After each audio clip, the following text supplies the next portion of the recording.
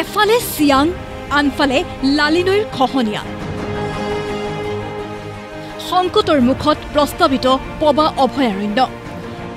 উত্তৰ অসমৰ ধেমাজি জিলাৰ জুনাই মহকুমাৰ এইখন পবা সংৰক্ষিত বনাঞ্চল ৰাজ্য চৰকাৰে ইতিমধ্যে এই সংৰক্ষিত বনাঞ্চলখনক অভয়াৰণ্যলৈ উন্নীত কৰাৰ কথা ঘোষণা কৰিছে কিন্তু সেই সময়তে সংকটৰ সন্মুখীন হৈছে বনাঞ্চলখন কাৰণ এফালে চিয়াং আৰু আনফালে লালিনৈৰ খহনীয়াৰ কবলত পৰিছে এইখন প্ৰস্তাৱিত অভয়াৰণ্য খহনীয়া ৰোধৰ বাবে পাৰ্কিউপাইনৰ ব্যৱস্থা কৰা হৈছে যদিও বন্ধ হোৱা নাই খহনীয়া ফলত বনাঞ্চলখনৰ 3 মাইল খণ্ডলৈ আহিছে ভাবুকি এই ক্ষেত্ৰত স্থায়ীভাৱে খহনীয়া প্ৰতিৰোধৰ ব্যৱস্থা ল'বলৈ চৰকাৰক আহ্বান জনাইছে স্থানীয় ৰাইজে জৈৱ বৈচিত্ৰ্য অভয়াৰণ্য হিচাপে ঘোষণা কৰাৰ যি পদক্ষেপক আমি ধন্যবাদ জনাইছোঁ কিন্তু আমি দেখিবলৈ পাইছোঁ যে আমাৰ লালি নদীয়ে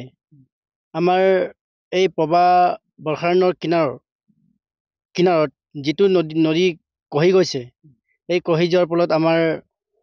এই বৰ্ষাৰণ্যৰ যিটো গছ গছনিৰ কহিব ধৰিছে গৰাখহনীয়াটো ৰখাই নাই পাৰ্কপাইন দিছে তথাপি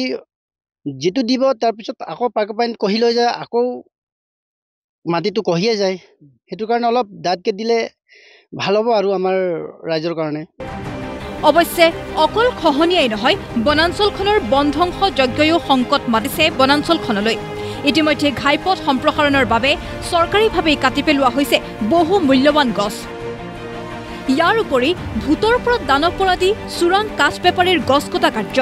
চোৰাং কাঠ বেপাৰীয়ে অবাধে গছ কাটি বনাঞ্চলখনৰ জৈৱ বৈচিত্ৰ্যৰ প্ৰতি মাতিছে ভাবুকি স্বাভাৱিকতে পবা বনাঞ্চলত চলা এই বন ধ্বংস যজ্ঞ বন্ধ কৰিবলৈ বন বিভাগক জনালে দাবী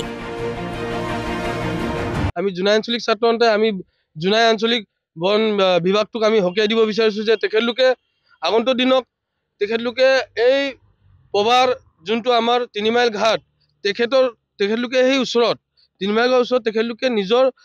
আৰক্ষী তেখেতলোকৰ ফৰেষ্টাৰসমূহ এটা পহৰা বৃদ্ধি কৰি দিব লাগে আৰু পবা বনাঞ্চলখনক তেখেতলোকে সুৰক্ষিত কৰি যিসকলে ইয়াত পবাৰ মূল্যৱান গছসমূহ কাটি কেনে তৈলং কৰিছে তেখেতলোকক ওপৰত